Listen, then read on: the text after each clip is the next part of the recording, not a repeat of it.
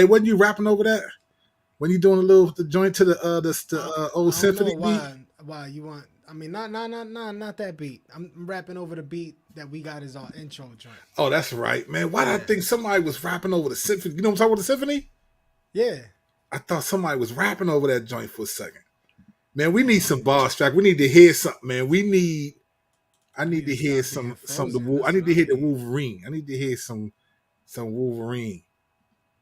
I know you got something. Can I stop being frozen? I know, right? What is man? Listen, bro. You Slim. You Yo, are I've the been like the doing good. I've Fios been doing good lately. man. You are the like the Fios Here it freakazoid, man. come. You Ready? need Watch this. Shazam. Watch the green. Shazam. Oh, you saw the green pop off? we There need it that. goes. For those of you that are not watching but are listening online, Strack has perpetual his Wi-Fi is the Wi-Fi name is frozen. So Yo, it's his choice. So at any my moment, Wi-Fi is any given, popping. My you know what I'm Wi-Fi's saying? popping. That's about to be a track. Let's I need to hear something. Give me a little something. Give me something. Give you something. I gotta bring up the, like bars on my notes because this is not in the brain. I'm not. I don't Man, got it just like man, I that don't no never keep more. nothing in my brain. My writing is therapy, fam. I don't Once even I got write it it and like that record it, no I don't more, even remember man. it. Let me see here. Let me It's see it. here. It's therapy. It's therapeutic. Yo, there ain't a literary master that could capture the pasture of the pages that transcend literal ages. It's outrageous. The lines designed for stages, but kept from our hearts trapped in spiritual cages. Mm, We'll chill mm, with that mm. right there. We'll just leave that alone. Man, you know what I'm saying? That's what I'm talking about. Brrrah. Bar game. Me and Strack don't usually jump on here and do that, but we just trying to give y'all a little bar game right now. We trying to take y'all to the bars, you know what I'm saying? Happy hour section. You know what I'm saying? I'm Yes. gonna give you a couple of joints, give you a couple of bars, just a few joints just to get off this joint like this. Here I go. There I went. I forgot to pay last month's rent. So you walked in the place, you must like Yes. I that's was the going to joint. start. That's the joint right there. That's that 80s rap, boy. Y'all know about Word that. up. Now, what you hear is not y'all know about that 70s, 80s. Here we go. Overthinking everything, think about it. Be thoughtful. It's thoughtless to act heartless. But when the heart is the target, practice. You're thinking caps absent. Your brain's got to do laps, so laps it's synaptic. I Uh, don't want to get y'all no more. Y'all don't want no more of uh. that. Y'all don't Lapse want that synaptic. smoke. You don't What? want that smoke. You don't want that smoke. Ladies and gentlemen, boys and girls, back to the grill again. The The grill grill again. Back again. to the grill again. Y'all know who we are. Listen, you know who we are. We talk rap. We talk life. We talk social media. We talk Christ. We talk Yes. everything and And got got proof proof. because we're cross examined and you can't handle the truth, ladies and Uh, gentlemen. You can't handle it. You don't uh. want this smoke. I just got finished grilling for my family. Smoke all in my face, getting Real ready for grilling. this episode, That's man. right. We are season 4, episode 26, man. I'm Ah. excited, man. Excited for that, man. Yeah. You know what I'm excited for, bro?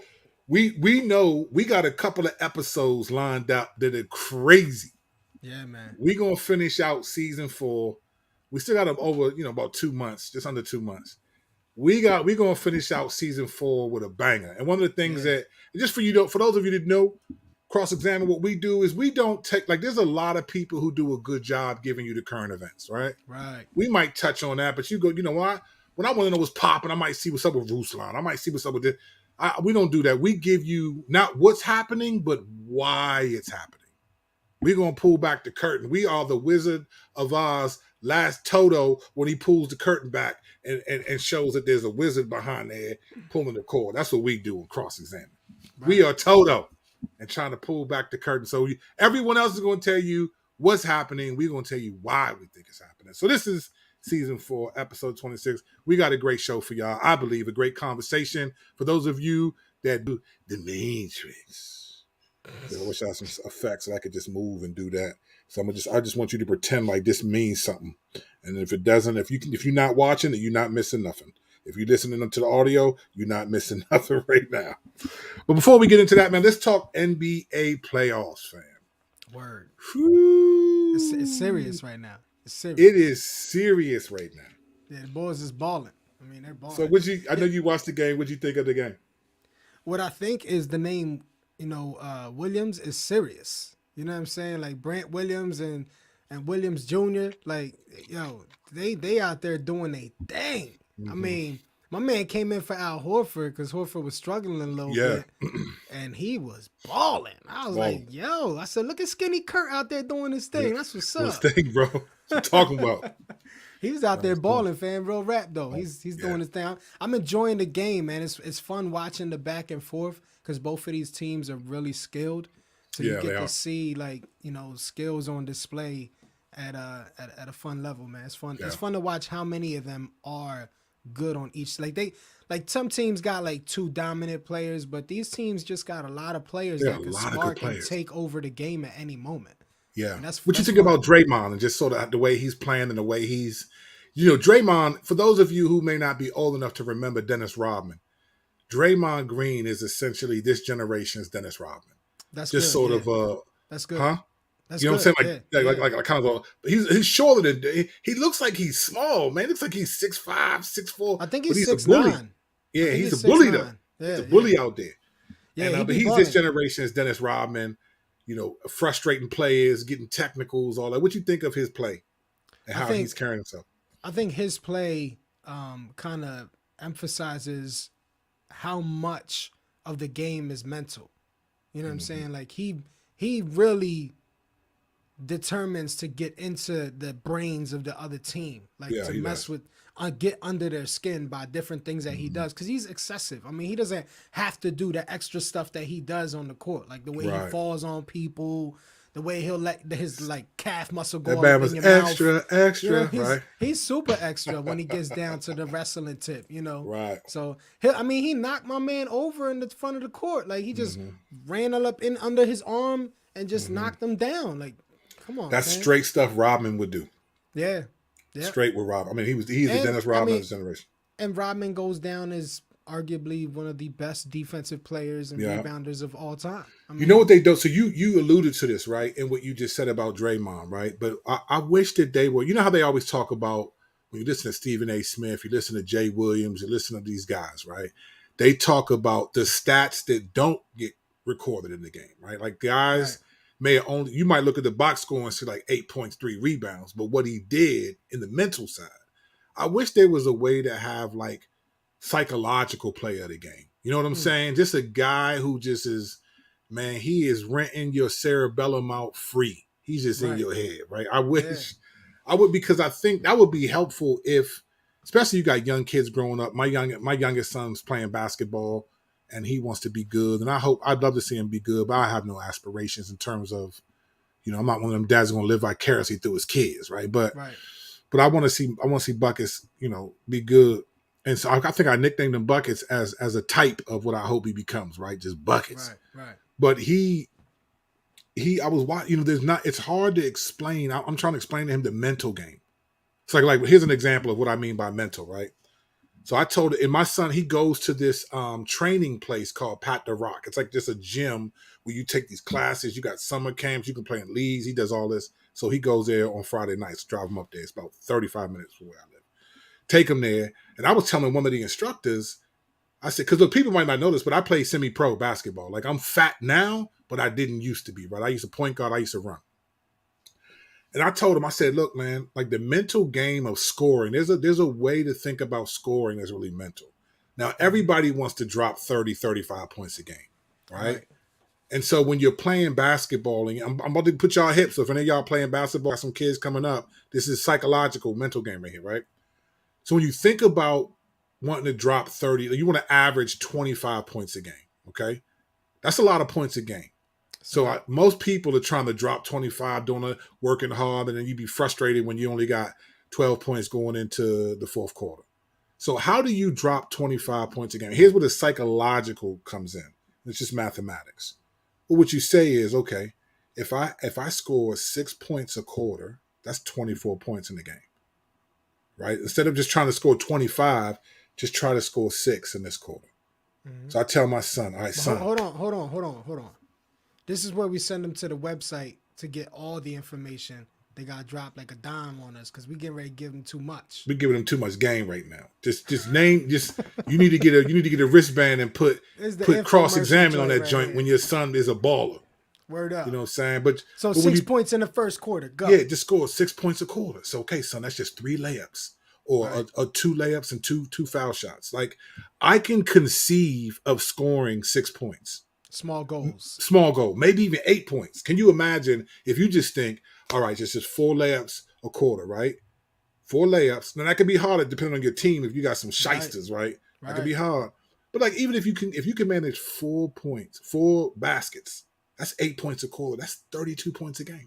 Yeah. That's 32 points. And I told my son, listen, once you get your 3 baskets, start passing your teammates, unless you're Like just wide crazy. open.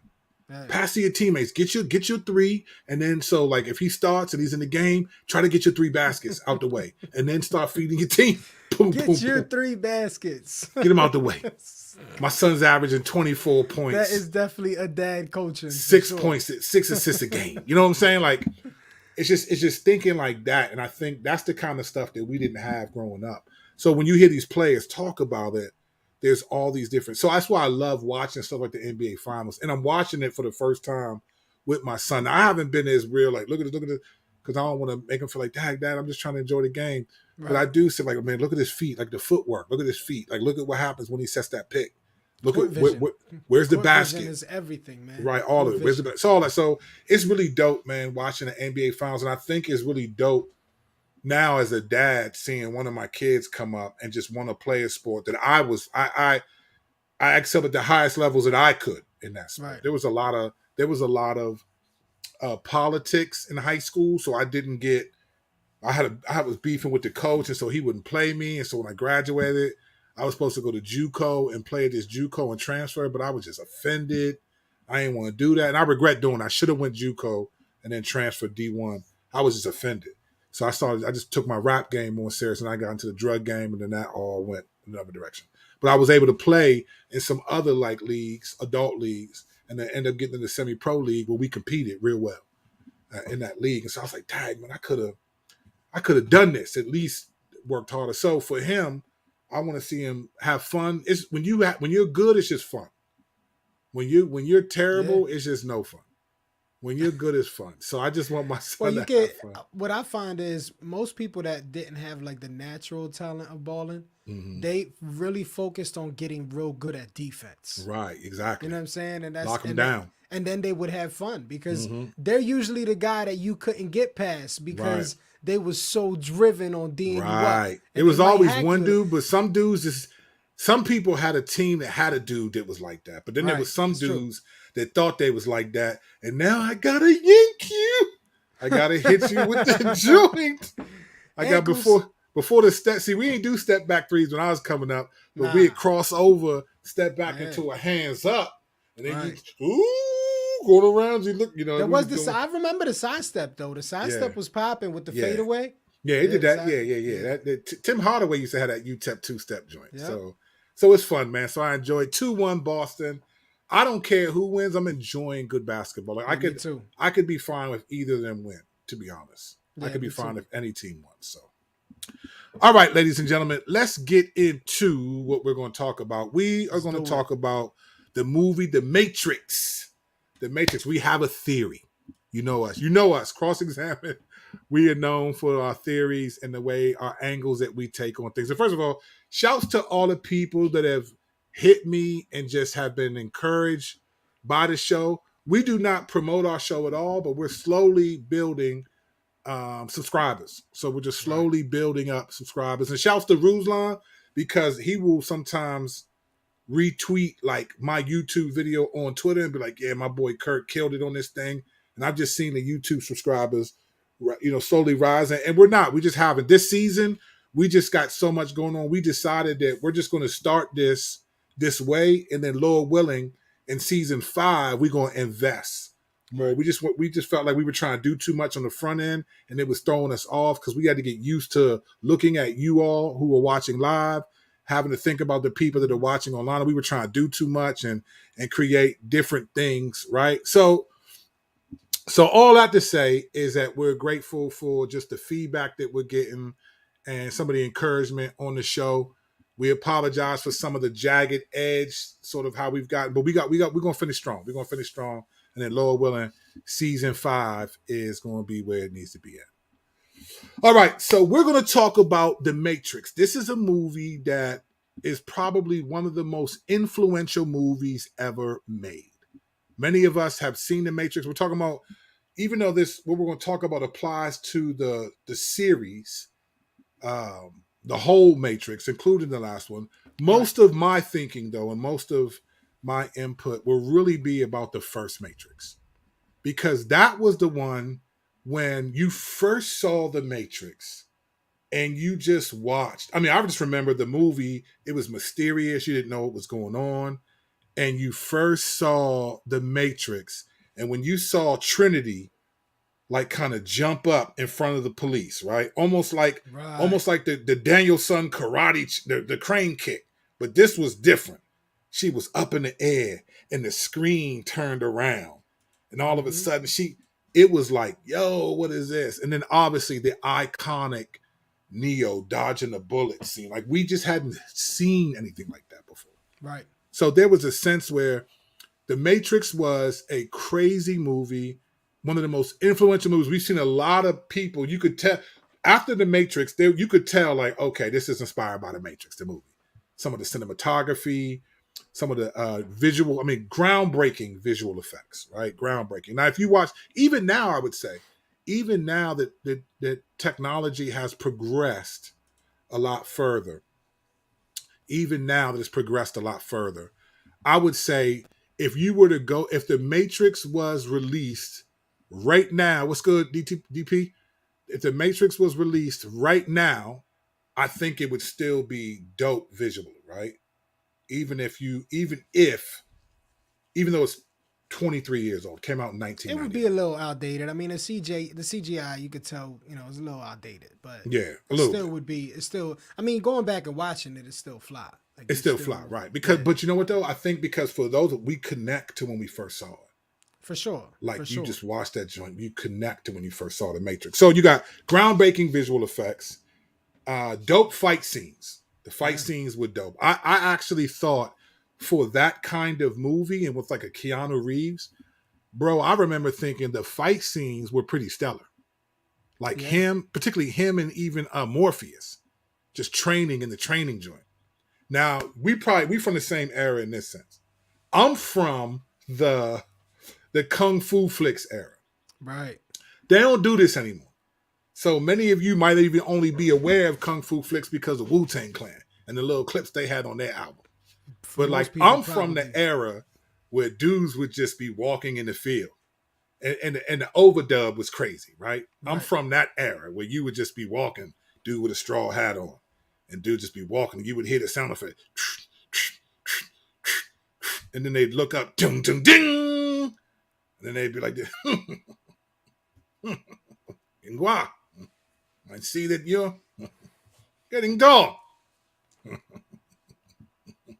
You know, that whole, I'm from that, where the overdub was ridiculous. And then they would just, they'd be in the air 5, 6, 7 minutes. You go use the bathroom, come back, and they still in the air fighting each other. Still floating, banging out. Still floating. Kicks. Yeah. Punching each other in the face, mouth bloody, swollen. And these dudes never hardly got bloody, man. These dudes, you talk about could take a punch, these bammers would get hit. Nah, when you saw a little bit of blood by the mouth, that's when you knew somebody was about to die. That's when you knew it was over. Yeah, that's when you knew it was curtains. Or you knew that dude was about to get offended and get busy. Yeah, somebody might get mad. He might be like this. Pretty good. Take off his stuff, get one of them poses, and then that's a wrap, right? So I'm from that era. So watching the fight scenes in The Matrix, it was dope. I thought the movie was fantastic. It was over $450 billion in revenue. Million. That is million or billion? Billion. Billion? Yeah, really? Over 450 billion. I'm going off of what the research says. If they lie, they lie. That's going off of what the research says, right? Right. 450 billion in revenue. I thought that was crazy, bro. I mean, it's definitely good because it has been 20 years. Yeah, I was about to say, think about it. Because I mean, we've seen Endgame did like 500 million in a short period of time. Like these joints be plus all the royalties, everything involved because how much The Matrix impacted media, movies, 100%, everything across the board. Yeah. Visually. Yeah. No, they were. So you got all that. So you get 450 billion in revenue. Pop culture, I think it definitely made Keanu Reeves like the dude for a while. You know what I'm saying? Oh Like he yeah. was a decent actor, but he was coming out of Bill and Ted, Excellent Adventure, dude. He was doing that type of stuff, and then Yeah. then he had a couple joints like with him and You Sandra know, Bullock. you might be able to make the argument that it did more for Lawrence Fishburne. You know what I'm saying? Like as Morpheus, Yeah, Morpheus is a yeah, it big might have. deal. Well, at that time, Lawrence Fishburne, he was. Yeah, I mean, it could be. He was in some movies though. Like He was. In he had Too done Boys Deep. in the Hood was kind of Yeah. big for him, being his dad, and then he had some joints. I mean, it could have done something for him. Yeah, probably Yeah, so. and Morpheus is a cult figure. Yeah, Like he is a cult he's figure though, and everybody thinks, Lawrence Fishburne when they and think he was the perfect Morpheus. Morpheus though because he just Perfect got that deep Morpheus. voice, and he Yeah, I just mean, in got this that. last joint, the dude tried to do it, and I think he came kind of close, but it wasn't.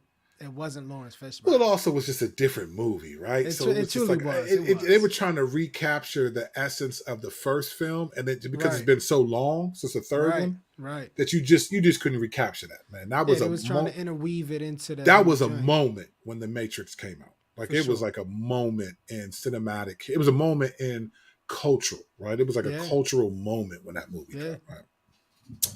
So one of the things about it was the first film. So there's 4 films in total. We're only going to talk if we reference anything, it'll be the trilogy, not the last one. The first film was actually more Christian in its themes, right? The first film had a little bit more Christian themes. We'll talk about that in just a minute. And then the second and third films had a little bit more like religious philosophy from the East, right? So the first film, you would have a lot more Christian overtones, undertones, a sense of good and evil, the sense of all this. And ironically, I think most people think the first one was the best one, right? I mean, can you So, imagine? You know how many cheesy sermons was created off of this first oh movie? my gosh, bro, Terrible. I can't even begin to tell you. Right. Yeah, and I mean, even the red pill, blue pill concept is like the giving of the gospel. Right. The We'll acceptance get in of the that. We'll get in that. Hold gospel. off on that because Yeah, that's a different yeah. segment. We'll get into that. We'll get into that. We'll talk about why it was successful. And then the second and third films were more Hinduism, Buddhism, and kind of had those. And that's why this is what I think. I think because the first film was a little bit more Christian in its under and overtones, that it was just a crazy film cinematically, just the cinematography, CGI. It was incredible. I think people could resonate with it. But once it got into sort of Buddhism and Hinduism themes, it seemed Right. like the second and third one. I think most people, I mean, some people I liked all of them. That's fine. But most people identify the first one as Yeah, that I mean that episode. even from what you're saying, like that concept, the concept of the hero, the one, all Mm-hmm. of those, that concept is easier to grasp in our society than a lot of the concepts you would find in Hinduism or Right. Buddhism. There's Yeah. a whole lot of stuff going on there. Some of the stuff they had in from Hinduism and Buddhism, those concepts, like you got samsara, right? So Right. that's kind of like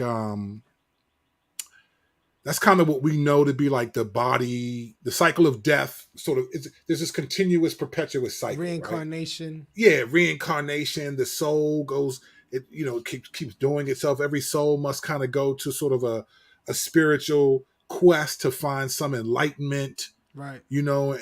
So you kind of attain self liberation as a soul, and you get enlightenment, and you got stuff like the idea of moksha, or what we would know as like nirvana, right? This sense of this perpetual pursuit of some state of being Right. that will make you transcend everything else. And Right. join everything else. Yeah, right. So it's just like, it's just all these sort of Brahmin, these themes of like, the source, from which things are born, they return back to it. That's all like this kind of religious Eastern philosophy that kind of has a little some Christian overtones, but really in reality, I think the it wasn't really trying to be religious in its essence, even though when you're talking about philosophy and meaning of life and So you're talking about epistemology and sort of what's real and what's not. You can't ignore religion, right? You can't ignore it as a viable epistemology, even if you don't agree with it. And by epistemology, just wisdom. Where do we get our source of knowledge from, and what determines what knowledge is what I mean by epistemology. So let's talk about why this movie was successful among believers, right? This movie was, I mean, I know Christians loved it, right? I know a lot of Christians that love this movie. I loved the first one. Second and third, okay, they were okay. I thought the third one was kind of whack to me. And then the fourth one, I watched the first 40 something minutes and I was like, I'm not watching this. I just couldn't even finish it. So I watched it at home because it came out on either HBO Max or Prime, something. HBO Max. Yeah, and I watched it and I was like, oh, this one is whack. So I haven't even finished it. I have no idea if it's good. It wasn't good enough for me to finish it, so it ain't good to me. You know, I didn't like it. But why did Christians love this movie? And some things we alluded to, but let's talk more specifically about them. One, I think this movie, it revealed that there's another realm that's more real than this realm, right? And we understand that from, you know, we think about concepts like the new heaven and the new earth. We understand, every Christian who's been a Christian long enough to read the Bible and really hear some solid teaching on this life, we understand that there is this life and then there's the afterlife, right? We understand that the world that we don't see, right? The spiritual world is where this world came from. So this material world came from another world, right? So this world isn't the real world.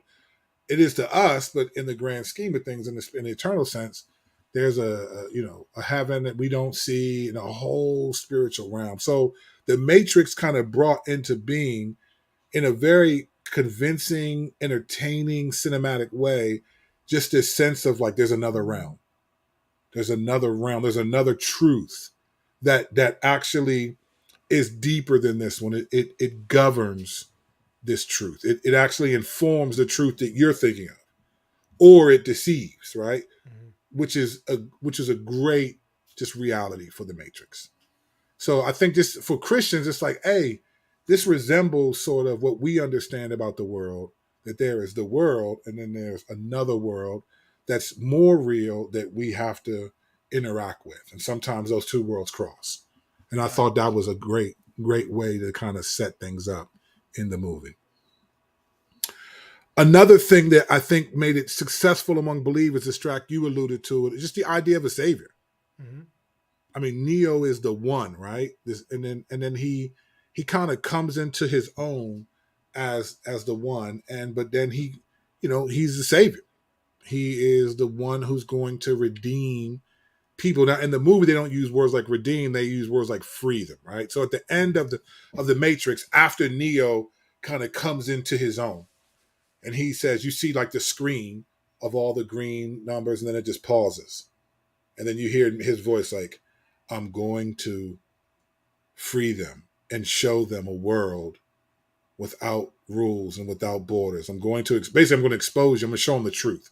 So he kind of functions in some senses as the savior. I mean, that's what, in the same way the Jews were looking for, are you the Messiah? Asking John the Baptist, are you Elijah? Are you the Messiah? Are you the prophet? They were waiting for Morpheus is sort of like, okay, the one who's waiting for Jesus. He's waiting for Neo to become the savior. And I think we just resonate with that. I think for Christians, our heart is going to always tug when there's a savior, when there's someone who will sacrifice even his own life, to which was what Neo was doing. I'll never forget the scene when, remember they were in the house, and this is when I want to say this is when was it when he got betrayed? Well, I can't remember when it was. If he got, I don't think it was betrayed yet. But they were in the subway station, and then Trinity and Morpheus went through the phone, and then the Agent Smith caught up with Neo, and he was starting to fight him, and then Neo was trying to escape, because at that point in the movie, we were told you can't beat an agent. Like if you fight an agent, they catch you, it's a wrap. You just can't beat them. And so at that point in the movie, there's a scene where they're in the subway. It's just Agent Smith and Neo, and then he just gets into a karate stance, and it flashes at Trinity and Morpheus, and they're like, "What is he doing?" And then Morpheus says, "He's beginning to believe." Right? That was just like got goosebumps in that moment because that's when you realize, okay. And then it was an iconic fight scene between his first fight scene. It was the first time we saw like, wow, this dude might be the one in a sense. That sacrifice, he was willing to sacrifice his life. And Christians, we tug at that. We tug at that reality. So that's one of the reasons why Christians love this movie. Another theme for us that I think that reality is just the spiritual warfare of good versus evil. I mean, the whole presence of the Matrix was there's good and evil operating in your world, and you need to know the truth. You need to see these things, right? Because apart from that, Neo had this sense like something's wrong with the world, something's not right. But it wasn't all making sense until Morpheus was like calling him, you want to go here, go. But it's a sense of good and evil, right? We resonate with that. That's why society does, right? We're made in God's image. This dichotomy of good versus evil is in almost every cinematic adventure, every movie, right? If you really stop and look at almost every movie that we watch has these themes of good versus evil, right? You just have these themes. And so that's going to resonate with us. And they did, but not only they just did this well because it was also the pursuit of truth, right? So within that good versus evil and Neo being the one, you also get sort of this salvation-esque connection. So you get the red and blue pill, right? So you get the choice of salvation, the choice of truth. Like if you strip down what Christianity really is, it's really just truth. It's our accepting the truth as God reveals it to us. Mm-hmm. He opens our eyes and we accept the truth. So in a sense, we choose the red pill. He accepts the truth. We accept the truth. And it's like, so there's this kind of salvation sort of idea. Like either you're going to be sinful to say, there's a part in the movie where Cypher was the bald-headed dude with the mustache. And he was like, man, I hate this place. I wish I had taken the blue pill, right?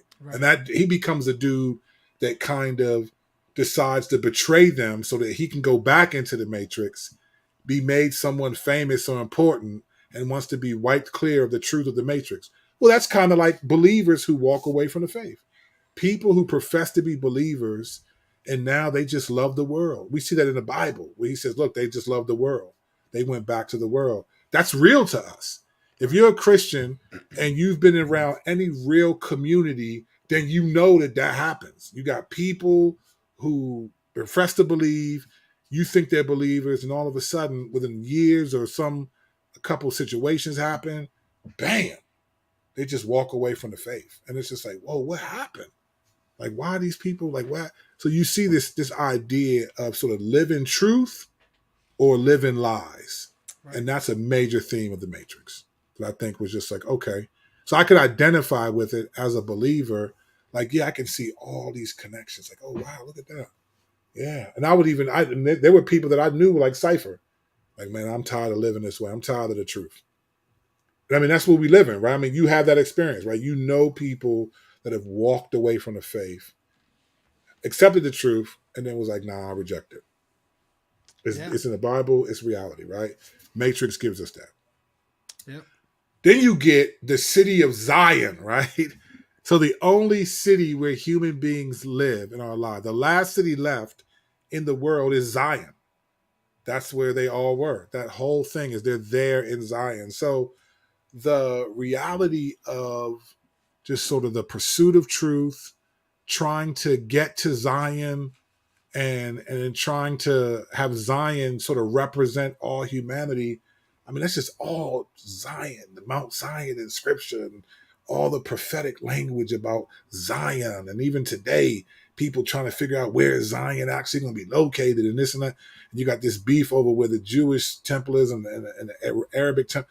Like this idea of Zion, I thought, what an interesting name. Like you're trying to make Christians pay attention when you use words like Zion. Even the concept of the oppressed, they were oppressed by technology, oppressed by the machine. Mm-hmm.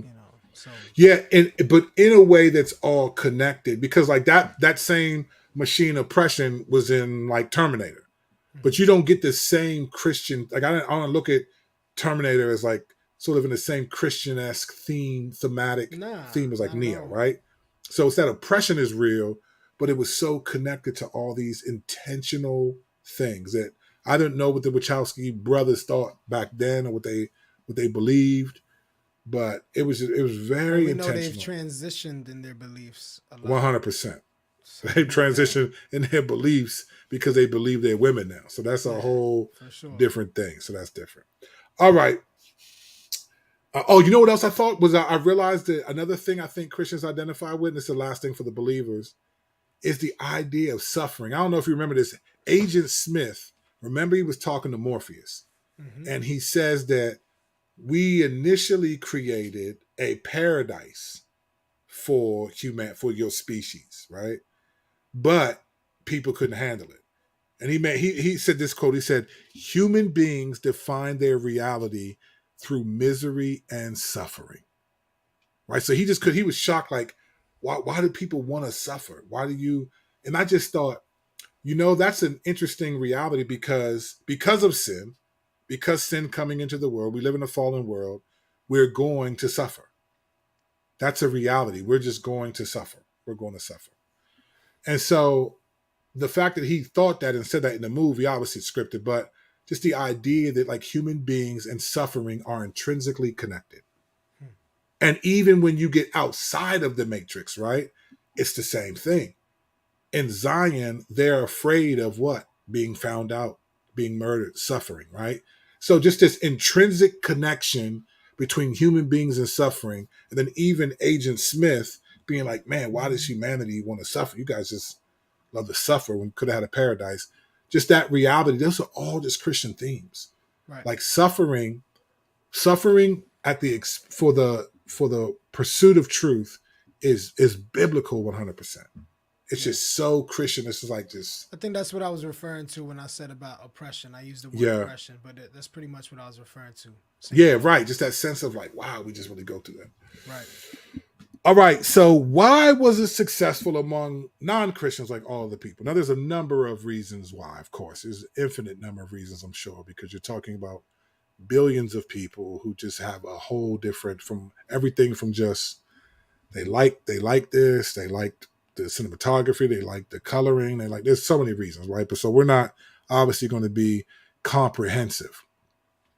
But one of the reasons why this is successful is I think as people who are not Christians, they're just watching this, whether they have a religious bent or they're just watching it based on no religious conviction at all. One thing that most people who are not Christians don't know is this idea that God, in creating all people to be made in his image, that God has put what the scripture says eternity in the hearts of men. Right. Right? So you don't have to be a Christian. You don't have to believe in Jesus, none of that. God has put eternity in the hearts of men. And he's put a sense of morality in the hearts of men that Romans talks about. Even if someone doesn't believe the gospel or hear the gospel, God will judge them according to their own conscience. Right? So you have this idea that in Romans, in Romans 2, I believe, God will judge people based on the laws written on their hearts on one level. God will judge the conscience of people and see, well, how well did you even keep your own conscience? Because there's a sense of eternity is in the heart of mankind. So people Real know, quick, that's yeah, interesting that the way you say that because of how a clean conscience is tied to scripture. I mean, it's tied to 100%, salvation. So 100%. like even in baptism of First Peter, the appeal to the Lord for a clean conscience, Mm-hmm, or Hebrews 9, how much more mm-hmm. will we receive a clean conscience? Right. You know what I mean? It's interesting thought. Yeah, it This is. It's idea. good. I've been looking at this actually recently because in I'm reading First Timothy, reading the pastoral epistles, and First Timothy 1, I think 5, he says, "For the goal of our instruction is love," and he says, "From a pure conscience, I can't remember what it was. I was trying to memorize it and I got caught up. I didn't do it the way I normally would. But he says basically a pure conscience, a genuine faith, and sincere something like that. So this idea of pure conscience is a biblical reality, Right. and all people have a conscience. But as Strack is alluding to, only Christ can make it a pure conscience. Only Christ can purify that. But God can still measure people according to that. And what people don't realize is their understanding of, even when people say stuff like, well, the universe, like don't, this idea that something out there is greater than us. So from the category of agnostic or even other religions, that is, God has placed eternity in the hearts of men. Mm-hmm. We understand intuitively that there's something greater than us. Even the atheistic UFO type phenomena, right? The whole idolatry of life form, other form. That's not about science. That's the curiosity of UFOs and the curiosity of aliens is because God has placed eternity in the hearts of men. We know intuitively by the way that God's designed us to be image bearers that something greater is out there. Whether you think it's the universe, if you think it's Allah, if you think it's aliens, whatever you think it is, something is the fact that people have that, the majority of people have some sense of greater purpose. Yeah. That comes from eternity in the hearts of men. And so when you watch The Matrix, people who are not Christians are able to connect with this greater reality because that's part of who they are. We are being made in God's image. And they don't even know it. Like, they don't know it. They have no idea why they have a desire to find purpose in life. Why do you have that desire? Like, why don't you just want to just do nothing? Like, why is there a need to find purpose? Why do people, I want to travel the world and do things and see things. I want to help people. I want to, why does someone work for the Red Cross? That's why that question is always funny when posed to an atheist, that believes we're stardust, we're the products of stardust. That's why that's always a funny question to ask them. What's the question that you would ask? Well, just what you're saying right now. Why? What's the purpose then? What's the purpose of loving your child if they're just stardust, or what's 100%. That's the question you'll get when you watch those evangelism videos. Yeah, they do get that. And they get stunned. And they're like, because if you really think about it, there's no purpose. Right. Unless you have eternity written in your hearts. Yeah. And people don't know that. We know that though, but they don't know that. Right. So there's this idea. A lot of The Matrix is sort of this, cinematic, expression of this story, this allegory by Plato called The Cave. And then this allegory, it's basically, there are some people that are chained to a cave wall, and there are people behind them with torches that hold up like these different puppets or with these different things that cast a shadow in the wall. And these people are stuck. They cannot get away. And their whole truth, their whole understanding of the world is this cave and those images on the wall. And then someone gets away, and then he leaves the cave, and then he's exposed to this whole other world. Right? And so then this is all Plato, like one of the OGs of modern philosophy. Right. So then this guy comes back and tries to rescue the other person from the wall, but they don't want to because in their minds, this is the life, this is truth. And so it really plays on this theme of, okay, what we believe to be reality is only that way because we're limited in our experience of reality. And that's this allegory called The Cave. So it's like, that's kind of the themes that it connects to. C.S. Lewis hits a little bit of that on his space trilogy in the first book. There's a little bit of that concept of the cave and all of that going on. Right. Okay. Yeah. I need to read more Lewis, man. I haven't read a lot of C.S. Lewis. I need to sit down and just kind of read a couple of Lewis's, because I really appreciate like Screw Tape Letters, and you know how much I bang with that joint. Yeah, he thinks through things well. He does. He's a good thinker. I like the way he thinks. He inspires me. He's one of the people that does inspire me. All right. So the other reason why non-Christians were drawn to The Matrix was, around that time, around 1999, when The Matrix came out, there was a rise of this word, of this sort of all conspiracy theories and theorists, all encapsulated in the word Illuminati. Right? Around that time, the concept of the Illuminati, this secret society. So you got one of the most iconic lines of "I Shot Ya," right? LL Cool J song with Prodigy. You know, Illuminati want my mind, soul, and my body. Secret society trying to keep their eye on me. Right? That was the first time anyone in rap had ever said that, at least on a popular level. That was 1997, I believe. I mean, it was the first time I knew that anybody had said that It might have been. Yeah.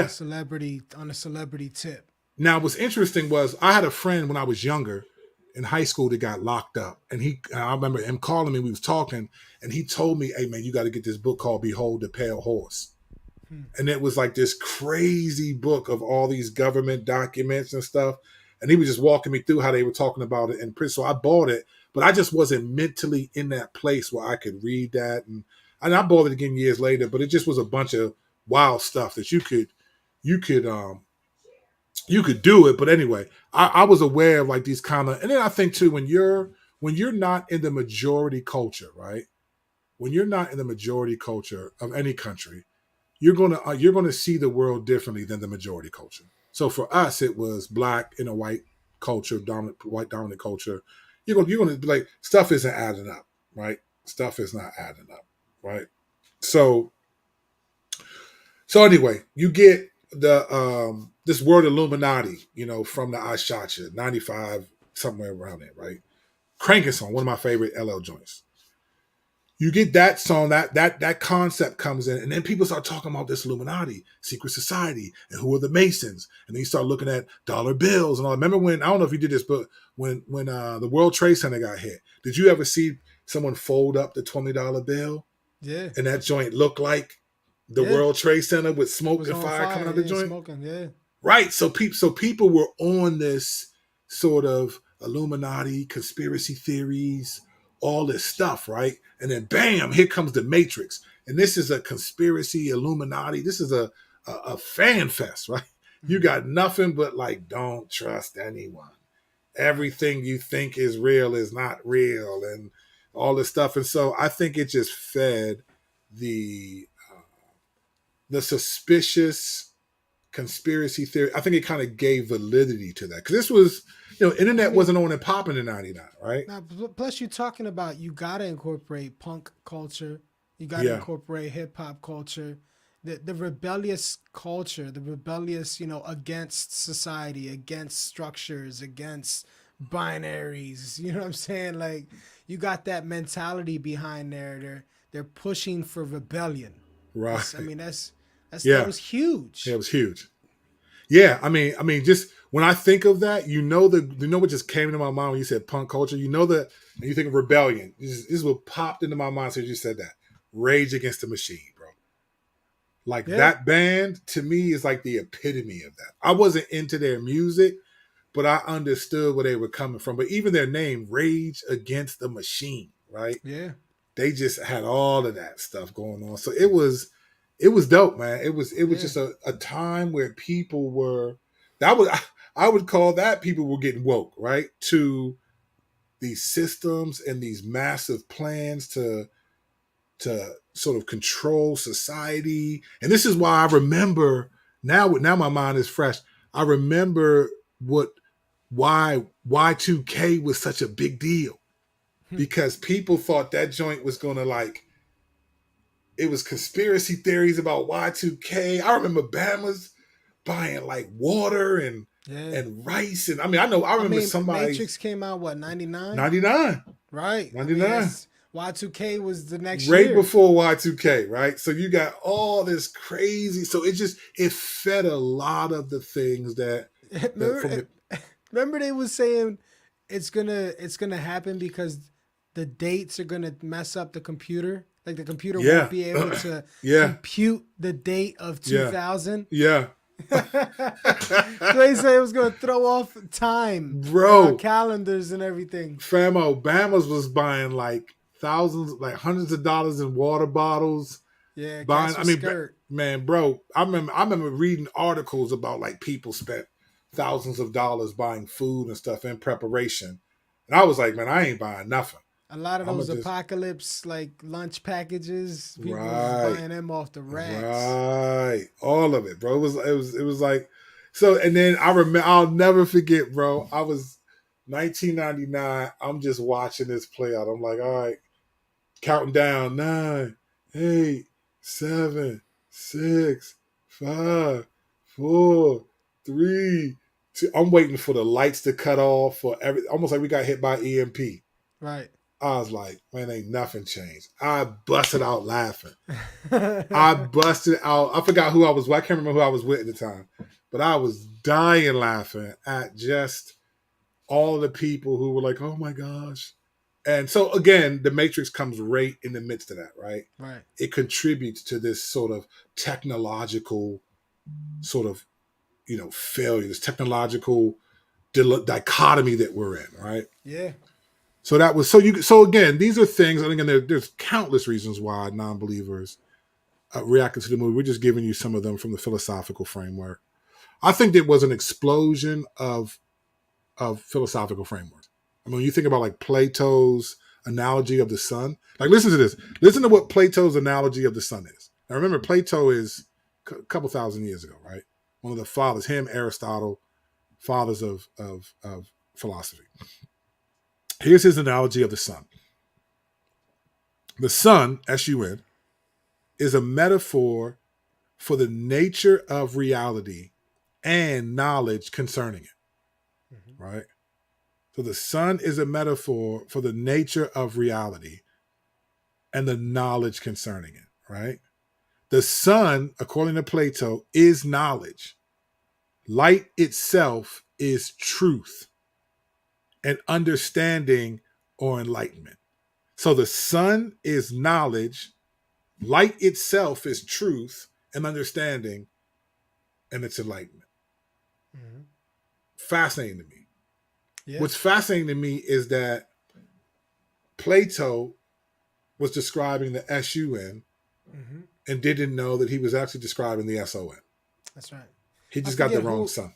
I forget who has the quote that talks. It might be Calvin. I can't remember who it is, but they say that Christ is like the sun. Yeah. With it, you see all things. Without it, you see nothing. Right. And that's that concept. I believe is what Plato was going for here. With without the sun, we would see nothing. So we would not have knowledge. We would not have understanding or knowing. And the sun is what provides that. And in Plato's mind, that's what was truth. Yeah, bro. It's fascinating when you think about what he was describing and what the truth is about. So almost, I mean, again, Jesus wasn't even alive back then. He hadn't walked the earth yet. But you get this sense of like, man, Plato, you're not far from the kingdom of God. Your description of wisdom and light and truth and like all that stuff, understanding and knowledge. It's you got the wrong vowel, fam. Yeah, you got the wrong thing, period. Like you got the creature versus the creator. Right. 100%. I mean, even without Christ at his time, without the person of Christ, he could have pointed to the creator of the sun. Yeah, as the one and the giver as the one who was truth. I mean, and like all because of him making the sun, we can see all things. Right. And that's the Romans 1, right? Just this idea that they did not acknowledge God. They did not acknowledge that over the creator. Chose creation over the creator. They did not acknowledge that, like, there's no way, even back then, in general revelation, these things could come together. Right. So here's The Matrix. It's a phenomenal movie. But if we look now, if we take 23 years ago is when the first one came, right? So you got The Matrix, the movie. It appeals to everyone, Christian, non-Christian alike. Doesn't mean every person liked it. But if we look at now 2022, and if we look back at 1999 when it came out, and we look at some of the concepts and themes of The Matrix of what is truth, right? Not knowing what truth is, not trusting the things that you see around you. I mean, I remember the iconic statement that Morpheus did when he said this. He said this to Neo when they were kind of training and in the fighting simulation. He says this. He says, how do we know what reality is? Right? This was asked. Morpheus says, well, what is real? How do you define real? I almost want to imitate him because the way he talked, he was just so good. How do you define real? If you're talking about what you can see and taste and feel, then real is just electrical signals firing in your brain. Mm-hmm. Then that iconic statement, you think that's air you're breathing? Right? So there's this, in that moment, you see Neo just kind of be like, oh, is this air I'm breathing? Like, hold on, man. What's going on? What is real? I remember when I was teaching my church, I was like, I said, you guys think that's air you're breathing? I said, no, that's grace you're breathing. Because without the grace of God, you wouldn't even be able to breathe. You wouldn't have any, you can't do it on your own, right? So this reality, right? This sense of, that was the beauty, that was the gift and the curse of the Matrix. It made people question their reality. But then the solution was not the true solution. Same with Plato, right? So it wasn't. Actually, there was no solution given. I mean, there's not really a solution given. Yeah, right. But well, initially the solution was Neo. Initially it was Neo. Then when you get in part 2 and 3, you realize, oh, he's actually just an anomaly that was counted, that was a part of what the Matrix was supposed to be. He's not the one anyway. He's just an anomaly, right? So you get all of that.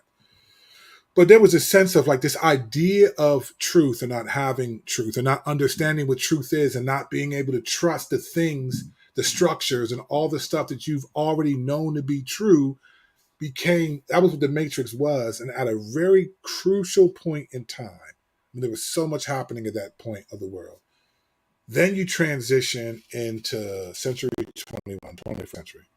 And now we can look at all of this and say, man, what's been the fruit of that reality? I think, as we talked about last week, sort of GoFundMe generation, right? It just exposed. I think the Matrix kind of became a religion, like what I'm calling a philigion, right? So it's a philosophy and a religion. It's become a worldview. The movie The Matrix has become a worldview in our day today. And it was a worldview even then, but I would say if we are honest in our evaluation and sort of the evolution of American society, we can say the world, but I'm going to stick to what I'm more acutely aware of. The evolution of American society has had the Matrix kind of become a worldview. So it has its sort of its own epistemology, its own sense of knowledge, its own morality, its own theology, right? So let's think about where we're at right now as a culture and see how the Matrix, this understanding. Here's what I would say: the Matrix, the movie, I think it gave people permission to embrace the cultural dynamic that we're in today. It was seen as, because it wasn't just the fight scenes and it wasn't just all of the challenges, all of a lot of what people held on to. You forget about the iconic fight scenes. You forget about but what you remember is what I think what stuck with people was the sense of truth. Like, is truth real? Mm-hmm. Are the things that I believe, is this real? Are these structures real? Right. So the term the Matrix became, like, you know how we say Google it, right? How right. Google took on basically digital epistemology. If you need information, Google it, right? That's what made Google blow up, because there was no other search engines like Google. And so it became basically a verb, like Google it. Like I still say that now, just Google it. Like it just becomes, and that's not the only search engine. So if you're one of these other search engines, you're kind of angry because its impact on culture. Google became digital epistemology, right? It became digital wisdom. You want to know information? Go to Google, Google it. And then you weren't even thinking like, oh, it's going to only give me algorithmically the things that it wants to give me. And I'll see that as sort of objective truth. We weren't even aware that people were paying for their pages to come up on the first page or the top of the list. We just thought this is just information. We had no concept, unless you were someone who wrote code or ironically, Neo's a hacker, right? He works with computers. We had no concept of algorithms and things controlling and people paying for these positions. We just saw it as Google it. It became sort of a digital epistemology. Well, Matrix did the same thing. It became a religion. It became a worldview, a philosophy and a religion, a worldview where now people no longer have firm concepts about what's actually true. You see, in the Matrix, the point was you can't trust what you perceive to be true. Right. So with Morpheus, when he was saying, well, what is truth? Same with Pilate, right? To Jesus, John 19, what is truth? Right? So it's not a new question, but what it created, what it allowed for, it kind of was the Matrix to me was sort of the key that opened up the cage of people being not only questioning truth, that's always happened, but actually celebrating the questioning of truth. Celebrated because The Matrix was such a cool movie and it was so dynamic and people loved it that the words became the coin phrase for how people really saw the world. I mean, rappers, singers, I mean, everyone was like, man, it's The Matrix. And you just knew what that meant was like, this isn't real. This is not real. What we're experiencing is not real. What we're seeing is not real. We're all in the Matrix. Articles written about this stuff, on and on and on. It was the key that unlocked and gave us permission, gave people permission to celebrate that there's no real truth that you can hold on to. And so what it transitioned to with the Matrix was sort of a pursuit of some form of objective truth where every time Neo thought he found it, there was another door that he had to walk through. There was some other thing. What the culture did obviously wasn't stay there. The culture sort of said truth in epistemology. There's no objective truth. There's no objective. The things that I thought were true and real don't really exist. And I don't have to act like they exist anymore. So what truth? Go ahead. I was just going to say, you think we're still there? Or because I remember that being a huge thing in the early 2000s, like the whole no objective truth. And I think it very well could have stemmed from the Matrix, like we're saying here. But I think also, like, even like today, I think what the issue would be is the ability to pursue a knowledge outside of our regular existence. So like in the Matrix, you have the red pill, blue pill, right? You know, this presentation of knowledge from elsewhere. And then here today, I think what we have with the use of psychedelics and reaching realms that are spiritual is the pursuit of an understanding similar to Gnosticism. You know, they're seeking knowledge and understanding from elsewhere, and they're not satisfied with what we have currently.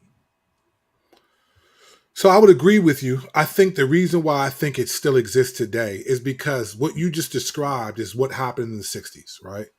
So you look at the 60s was a decade of a lot of movements. So you had the civil rights movement, you had the gay rights movement was happening, you had the women's liberation, the sexual revolution. I mean, the Vietnam War that people were opposing left and right. I mean, you had signs that were like, make love, not war. You had Woodstock. I mean, Jimi Hendrix was up there spazzing out off drugs, had drugs in his, I think he had put some LSD in his bandana and was just tripping while he was playing the guitar.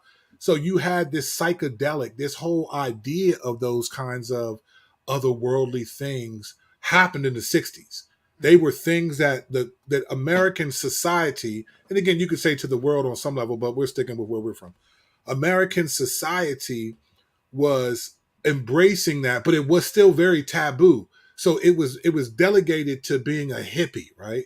If you were a hippie, then you smoked weed, and more so, you did all these drugs. It was like, hey, brother, you were always in like this sort of false nirvana but it wasn't widely accepted as a fundamental conceptual framework. It was mostly relegated to hippies and people who were just burnouts, whatever you were calling them then, right? The 60s had the very same thing. But when we look at today now, there were still in the 60s, there were still objective truths, right? There were still, even with all of the different things, there were still objective truths and norms. You were wild. Like I remember, and you probably remember this, when Cypress Hill and Snoop and them kind of were, Cypress Hill was a little bit after Snoop, but like Snoop and them, but more Cypress Hill was on this. This idea that we should legalize weed. It was just back then, it was like, man, you guys are burnouts, bro. Like, who's going to legalize weed, right? Like, no one's going to, man, what are you? And I mean, Cypress Hill, I liked some of their music, but they just had legalize it. Like, Snoop and them used to just get high as I don't know what. Right. But I don't remember him talking about legalizing weed. They was just like, we smoking it, whether it's legal or not, right? So this idea of, it just wasn't even, there was still a sense of objective, moral, and objective, even as crazy as sort of postmodernism was approaching, we had still somewhat of an objective sort of epistemological ceiling. It was just there, right? We understood, you could be gay, you could be this, you could be that. Well, fine, we understand that. But there's a ceiling, though. We're not questioning the truth of gender and sexuality. So there was a ceiling. Now, so there was an explosion. I think that the Matrix, obviously no one's going to say, well, but I think the Matrix's effect on pop culture allowed people to see, the people were using the Matrix like we say Google, oh, it's the Matrix. I mean, it was just common language to describe you can't trust reality. Then you get the Illuminati and the rise of the secret societies and conspiracy theories and all of this stuff. All of these things were all happening sort of at the same time.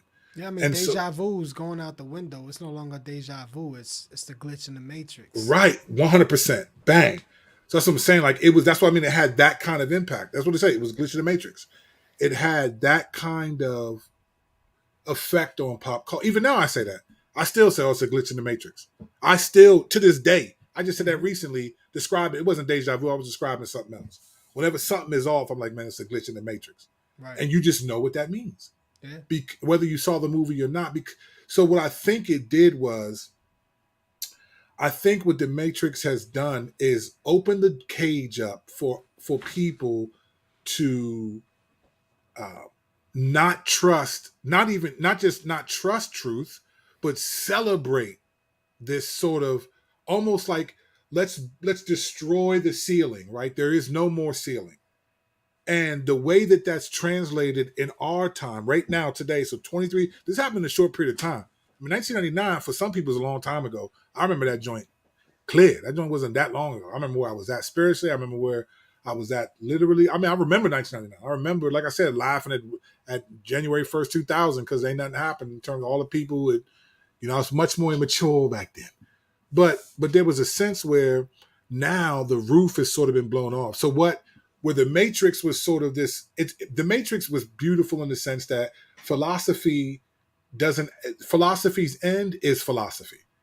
It doesn't arrive at a sufficient end. Philosophy's goal is to make you question everything. And that's sort of wisdom in philosophy. That's wisdom in like Jacques Derrida's deconstruction and post-structuralism.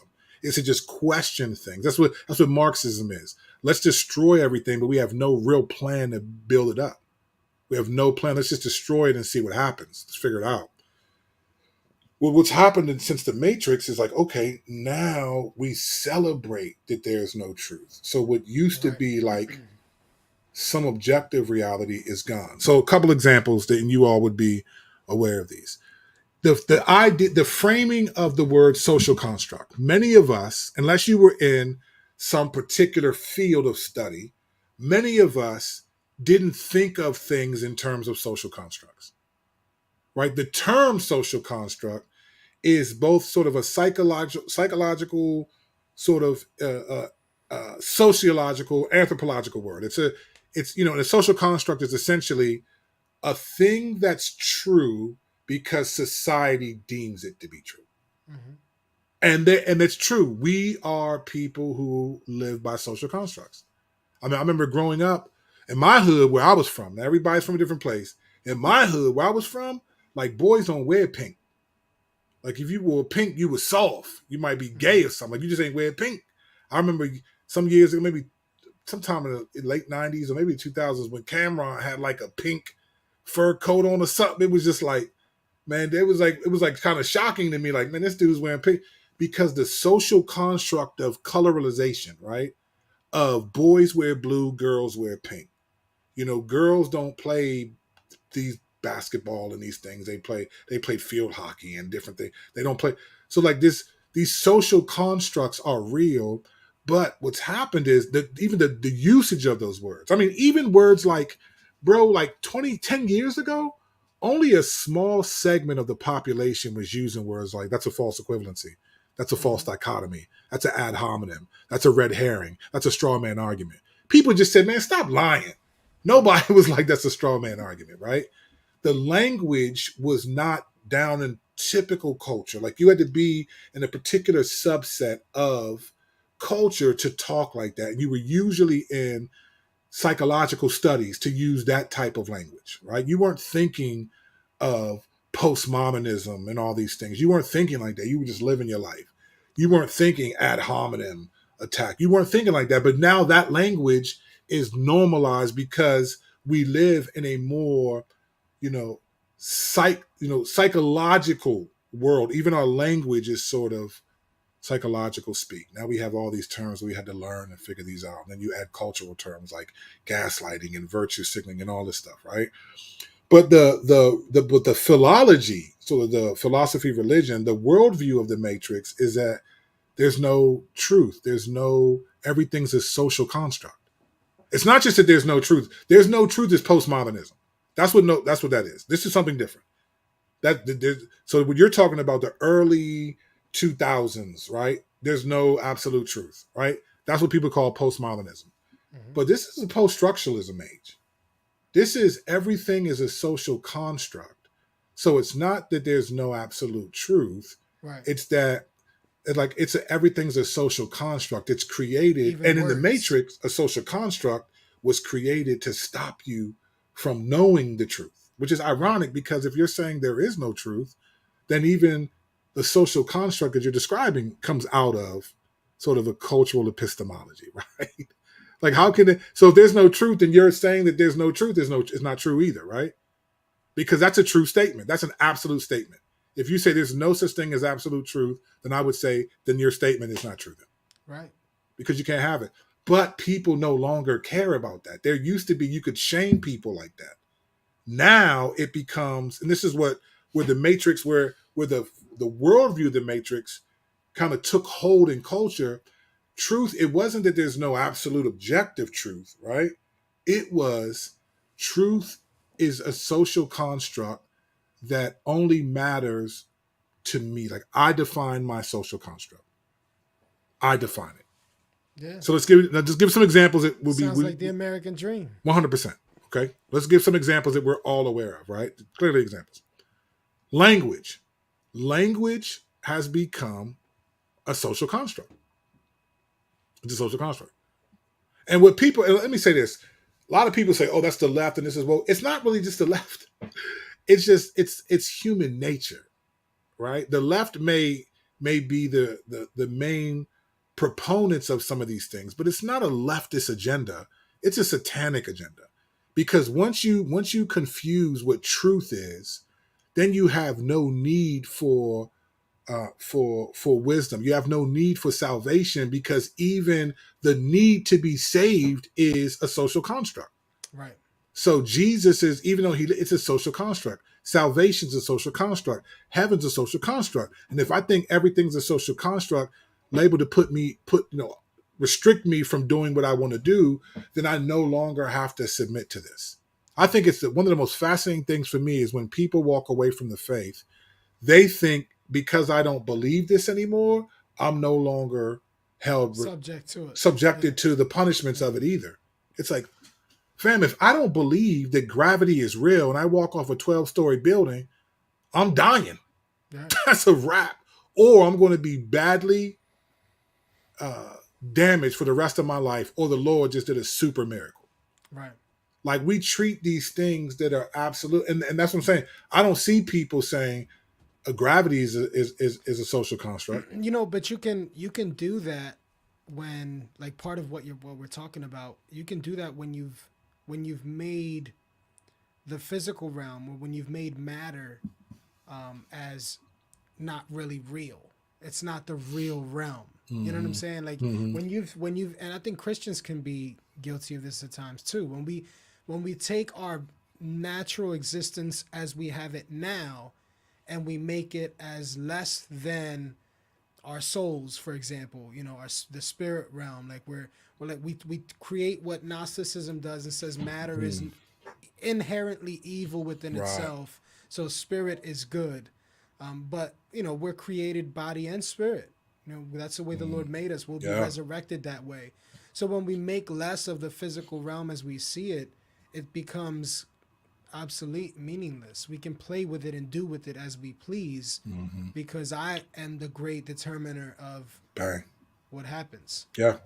And that's what I mean. So that's what I'm saying. Like with the Matrix, what became a movie that exposed people to a sort of a broader way to view society, it slowly over the 23 years kind of became a more narrow way to think of yourself having a specific ideology. Yeah. So where you would look at maybe governmental systems or the way things happen as sort of this secret society trying to control people, and these are social constructs, those things became more sort of big pictures. What the Matrix exposed, sort of the big massive, like Right. what you're being told is not true, and that's not new. People have been saying that for a while, but we've never seen in society this sense of, okay, let me individualize that. And now the American culture as of today is built around this specific ideology that everything's a social construct. So things that would have been objectively true,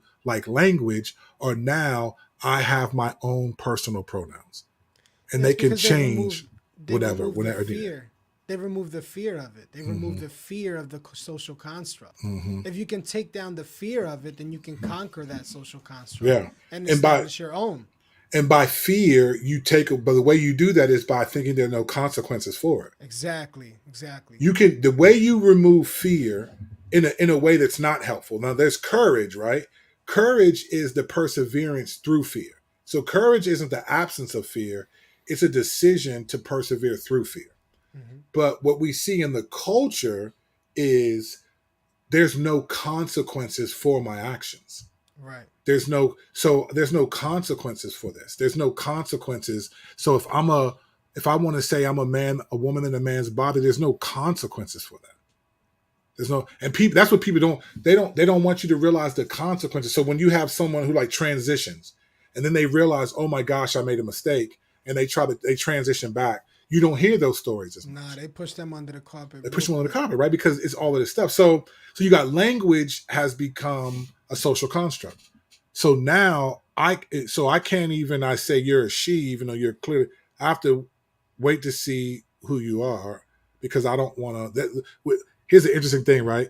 So you said you took away the fear, but actually what they did was they created more fear More because fear, for now sure. I can't. If I call you a woman and you're not, and you say you don't identify as that because it's a social construct to you, it's sort of a psychological thing. Then now I'm in trouble. Now I Right. may. They took a fear that they were not in control of and Mhm. turned it into a fear they can control They and weaponized it. distribute. Yeah. Yeah. Yeah, they weaponize the social construct. And so now everything's up for grabs. It's a social construct. None of this stuff is true. All the social constructs and social norms were created to stop us from seeing the truth, right? And so you live in a society where now language is a social construct. Now, there used to be that to some degree. We understood slang, right? Everyone understood slang is a social construct. You can go from city to city. Like if you were like New York was very popular because of rap music. So a lot of New York slang became more popularized because that's how they talk. Yo, what's up, son? Hey, yo, what up, God? All the language and stuff. Like that's a like I never said this, but I just remember when dudes would see like, yo, that's a fat book. All that stuff was like all sort of New York. And if you were I used to throw influenced by fat that, around all the time. Yo, that's fat, yo. yeah, That's yeah, right. So fat. this was this fat thing, Yeah. Yeah. the fat farm, right? It's just like but that we understood slang was a social construct. We talk in DC, we might be like, man, these mamas, we had different. Hey, young, what's up, young? We didn't say son. We was like, hey, young, where you going, young? So it was, instead of son, it was young. Like we just had our own. That was a social construct, right? It was just our language, and everyone understood that. That's why there was a course in college called Ebonics, right? Remember Right. Ebonics? Yep, I They remember were that. trying to teach Ebonics and it failed miserably because whoever thought to teach Ebonics, I think, and I can't prove this, I didn't really study this, this is just me thinking. I think whoever thought to teach Ebonics thought that black slanging is monolithic. And then you realize they don't talk like what you're teaching in LA. They don't talk like that in LA. They don't talk like that in Well, Lake. they just didn't account for the fact that slang is seasonal Right. And yeah, it's all of it. They just thought, oh, we could just teach it. They were teaching essentially the most popular slang, which was like New York slang at the time. at the time. They were teaching it. That was because New York was rap music was the biggest thing Right. and all of that. So what I'm saying is you get that out of it. But now we're at a place where like sexuality is a social construct, right? Mm-hmm. So the concept of like non-binary, right, which is what Morpheus, which was what Neo did at the end of the Matrix, when Neo realized like, okay, it just hit him. He got shot up by Agent Smith, and you thought he was dead. And all of a sudden, he just gets back up, and then they turn around and they fire bullets at him, and he just says, "No," and then he just puts his hand up and just stops him. All of a sudden, it's like he realizes I'm non-binary. I'm not just ones and zeros. Like I don't know what it was that did that, but it was like, boom, I'm no longer, the world's not binary. I'm no longer submitted to these ones and zeros, this structure. So I can stop bullets. And so what's the name comes up to him, Agent Smith, and it was like he was just punching him, and Neo was just kind of like he was like looking at him, like just blocking him, pap, pap, pap, pap, pap, pap, pap. Wasn't even paying attention to the dude, like Mm-hmm. pap, pap, looking at his hand, like pap, pap, pap, pap, pap, pap. He was like, "What's going?" It was like, "I'm no longer binary. I'm non-binary. I'm no longer stuck in this dichotomy. I see the truth." And that's why he ended with, "I'm going to expose you. I'm going to show them a world without you." A world without rules, a world without barrier. That's the culture that we live in. That's the worldview that we're in. It's a matrix. It's the matrix, religion, right? The philosophy. It's a worldview. So now it's a social construct. It's a social construct now. Everything's a social construct. So you can't say anything. Language is a social construct. So now I got to figure out what your pronouns are. I'm not doing that, but I mean that's what people are supposed to do. Morality is a social construct. Morality is a social construct, and it's not just affecting the world; it's affecting the church. I think biblical truth and biblical morality has become a social construct in the church. Let me give you reasons why I think this. Right. So recently, there's a ton of reasons why, and we've said it a lot, but we haven't framed it in this way. Recently, within the last month or two, last couple months, there's been this. I think we talked about this a little bit on a different show, but there's been this critique of Tim Keller and being winsome and sort of not like his, not his, whether you agree with his theology or whether you agree with his, but it's just a sense of him trying to be winsome is no longer something that you can do in this day and age. That's fine. You don't have to be like Tim Keller. Now, the fact that you're even bringing Tim Keller up is because, and they would say, look, at one point, I agree with his philosophy, but here's where the switch is happening. The culture is changed. So when Tim Keller was talking the winsome approach to engaging the culture, somehow in their minds the world was more amenable to it. The world was more open to the cultural dynamic that you could do like reason for God back then, but now that winsome approach doesn't work. Okay, here's a challenge. So what's the other approach then? The other approach is uh, okay, we need to be aggressive and call things out and expose the culture. That's fine. First of all, why are these two dichotomies the only dichotomies, right? Why don't we have everyone? Like I want Tim Kellers and I want Vody Bachams. I want different people out there. But you can't impose on people a morality that is concocted based on the way that the culture is responding to the challenges of the church. Like winsomeness, to me, when I think winsome, I think all the fruits of the spirit are winsome. I think love, joy, peace, patience, kindness, goodness. Like kindness for some believers is a cop out. It's cowardice now to be kind, to be loving. It's cowardice. It's cop out. And I see this a lot on Twitter. I see this, and it's like, wow, these people are really thinking that because the culture is more aggressive and more that everything's a social construct and more idealistic. And really, I mean, let's just be honest. It's all just Genesis 3. I define good and evil on my own, right? That's what all humanity inherited. If you want to know what is sin, is what we inherited. We define good and evil apart from Adam and Eve, apart from God. And then that's the whole point. Jesus comes, he lives according to God's definition of good and evil perfectly. He dies and is punished on our behalf, and then he rises from the dead and then ascends to heaven and sends his Holy Spirit to us so that it reminds us consistently of God's definition of good and evil, and it rivals our own. So our temptation is simply just to practice morality on my own apart from God, and holiness is to submit my morality to God. That's the gospel in terms of our obedience. It's just definition of good and evil, we're always rivaling. So whenever we give into sin, it was good for us to do it, and evil not to in that moment. Whether you cognitively think that way or not, this is what the Bible lays out. James lays out these things in James 1, right? So you have this reality, but within the church, you're seeing like, wow, a morality is no longer an objective truth anymore. It's a social construct. It's become like something that some should do, some shouldn't do, people should. And now my conduct it needs to adjust to the world that we live in, as if Jesus didn't live in a highly politicized world. You would think today that people think abortion is new. Man, infanticide and abortion were rampant in Jesus' day. Rampant. I got an article that has all of the tools that they used to use that are just like, to do abortions. And then you had infanticide. People who would have the babies and just drop them in the trash. Drop them in animal feces, and then people would just find these babies. Or you had like Rome and Greek cultures. They would, if they thought the baby looked deformed, they'd just kill it. Like these things all happened in Jesus, and particularly in Paul's day. Why I'm saying particularly in Paul's day? Because Paul was around the Gentiles more. Jesus was around the Jews. So the Jews had a certain moral code that transitioned from the Mosaic law, but the Gentile world didn't. Well, if you go back to Jewish history, you'll see a lot of compromise in that as well. 100%. Offering babies unto gods. Moloch and all of it, right? Yeah. All of it. So again, I'm only bringing that up to say that the Bible doesn't speak to that clearly at all. Paul doesn't address that as something that believers should react to at all. Actually, it's nowhere in the Bible. So I appreciate the fight against it and do not murder, but then it's like, but there's a lot of murders that happen that people aren't passionate about, right? So all that to say, I think morality in the church is we kind of have a matrix sort of worldview where it's a social construct.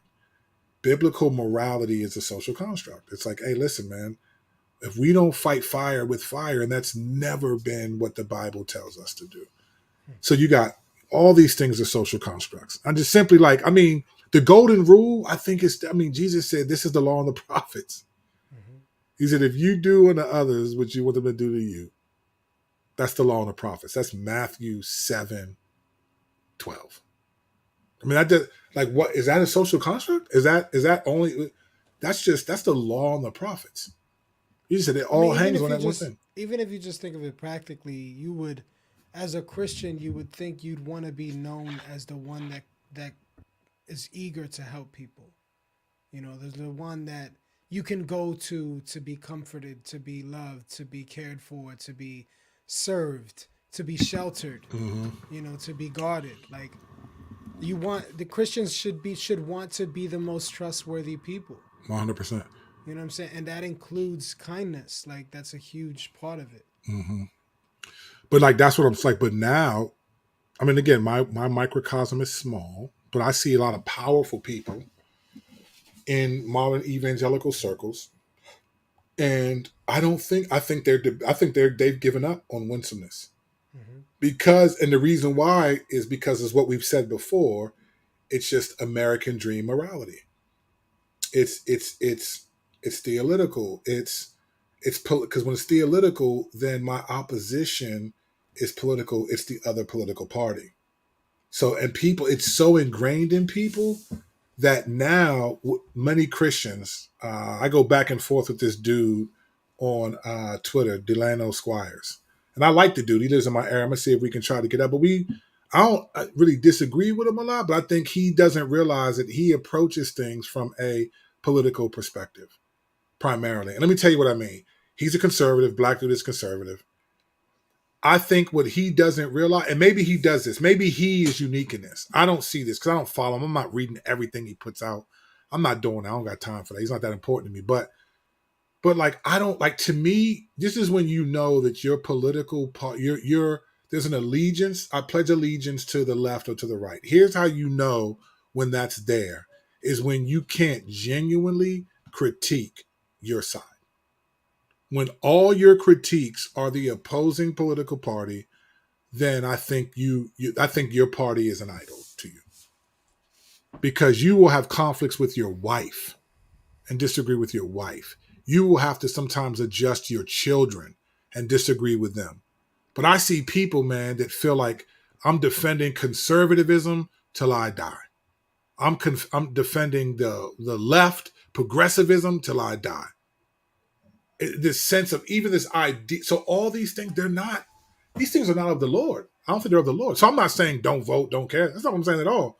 It's never should I vote. It's never should we expose these things. It's always the morality, the attitude in which these things get exposed. The conviction. See, the reason why we stay balanced is because we don't have a problem busting heads on any side. I don't have a problem saying like, this is ridiculous, man. I don't have a problem saying this is sinful. I don't have a problem calling out drag queens dancing. I don't care if it's leftist agenda. To me, it's just because it's a satanic agenda. And when the Bible says expose the deeds of darkness, Ephesians 5:11, it doesn't mean except on the political ideological side that you hold to. It doesn't say that. And so what I see is like for a lot of believers, there's sort of a matrix. I won't say a lot. I just see it. It seems like a lot. There is a matrix sort of worldview where you don't believe that truth is a social construct. No. You believe in God. You believe in Jesus. You believe in the Trinity. You don't believe that theology is a social construct in many senses. I mean, we don't all agree to the same things in the same application.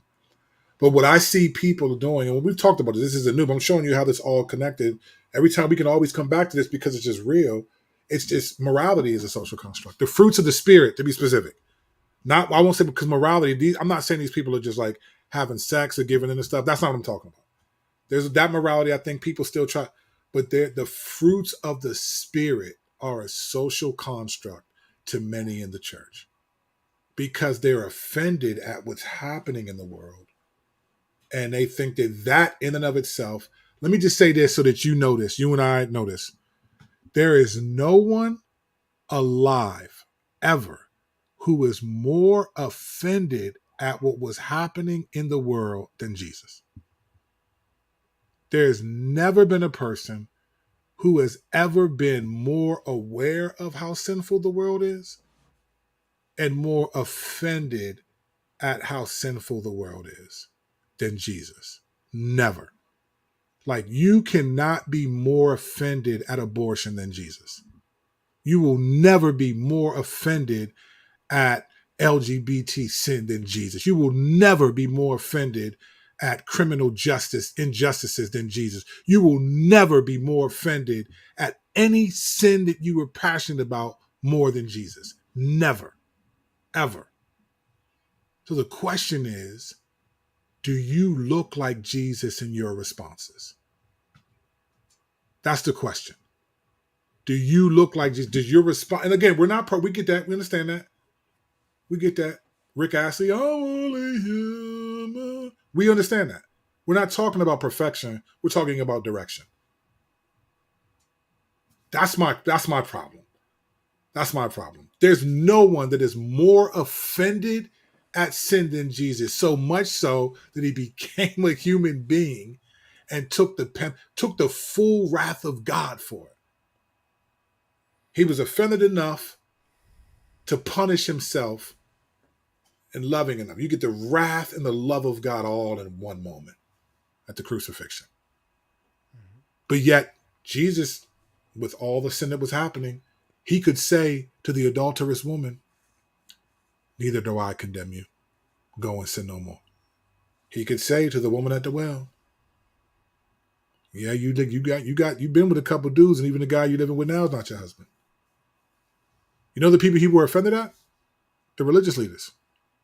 Why? Because they were making truth a social construct. They were making laws that they thought were equivalent to the law of Moses and treating it as if it was. They were making truth, biblical morality, they were making it a social construct. And Jesus had a problem with that.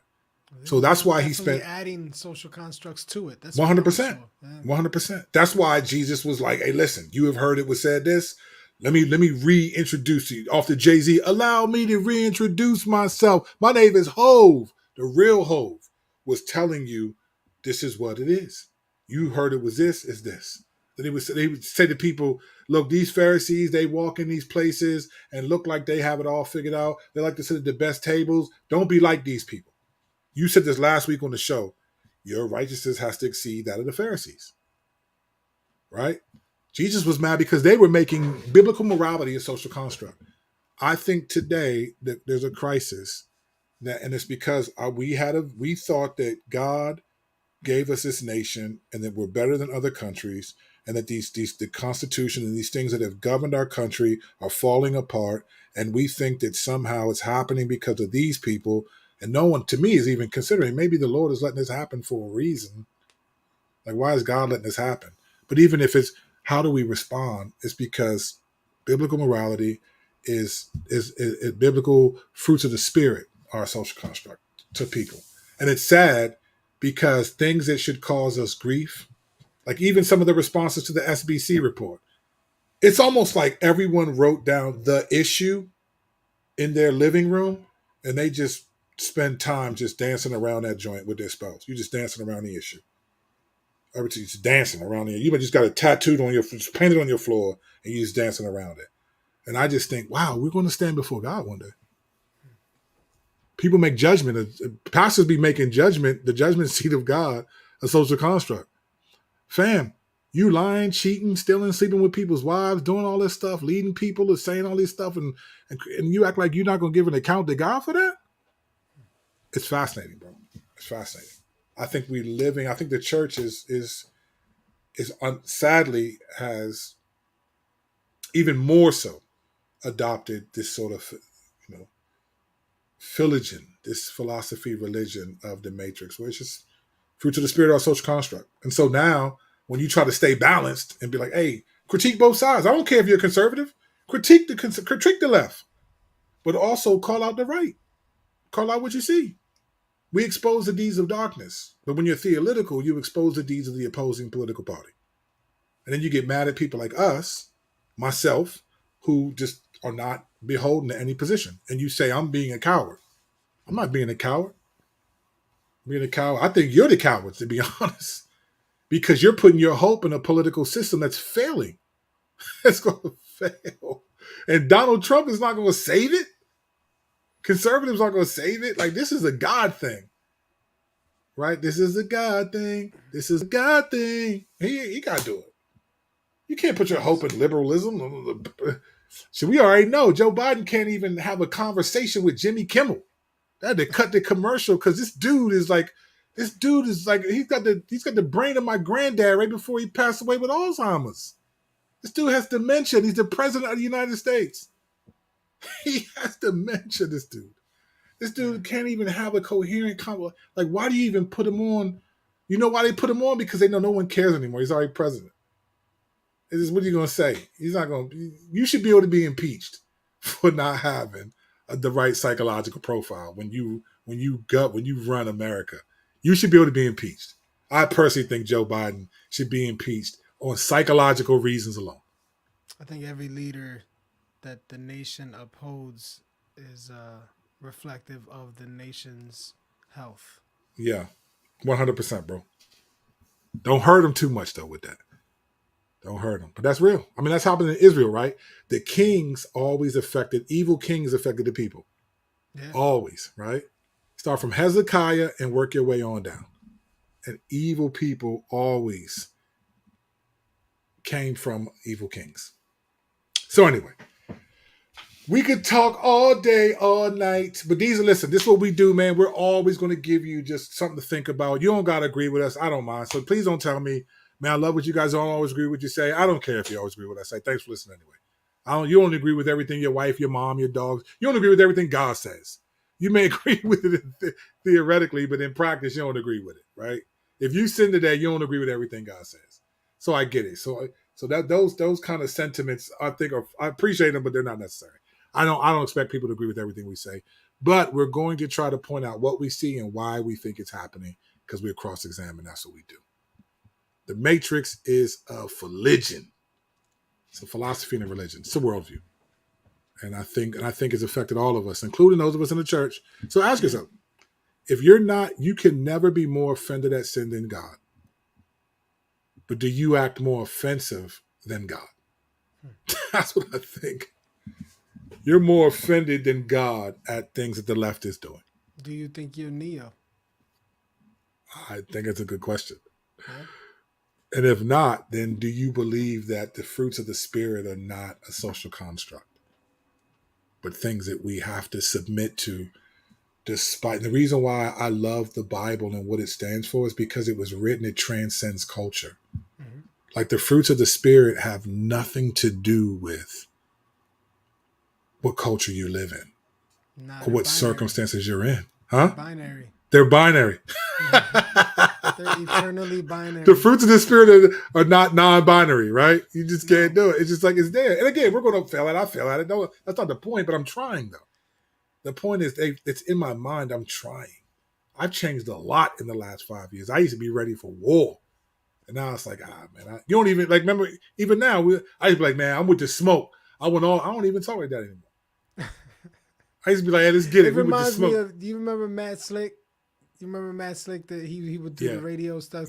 Carm.org, Christian Apologetics Research. Yeah. I think so, yeah. Well, when I first started listening to him, probably about maybe 12, 13 years ago, he would do this thing where he would tell the listener to, if they were saying stupid stuff, like raise your hand up high and look at your hand. And now swing it down and smack yourself right in the face. You know what I'm saying? Like he would do that in the episode. That's my type of dude. Yeah. But slowly but surely, as you listened and time progressed, he stopped doing those kind of things. You know, his heart became more tender-hearted towards the people that he was talking with and listening to. And you could see it happen because some of the sufferings and things that he was dealing with in his personal life that he was transparent about. Yeah, that's how it happened. Yeah, it's called maturity, bro. Yeah, like the more you have the fruits of the Spirit, the more mature you are. Yeah, that's why I said, like, when you look around at people, it's like, fam, you think the fruits of the, and then it's the thing when you try to bring it up, people are just blinded. They don't see it. When I noticed it most, I noticed it most in my own personal life when 100. He started growing my heart for the church, for the local church. Yeah.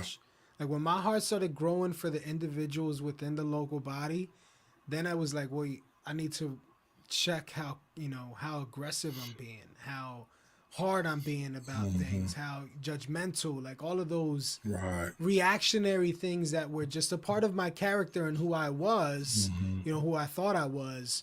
I realized the Lord was eating away at what I thought I was identified as by people and thought it was good. Like I thought people liked me being strong and, aggressive and the Wolverine. You know what I'm saying? There's some good elements to that. There is, yeah.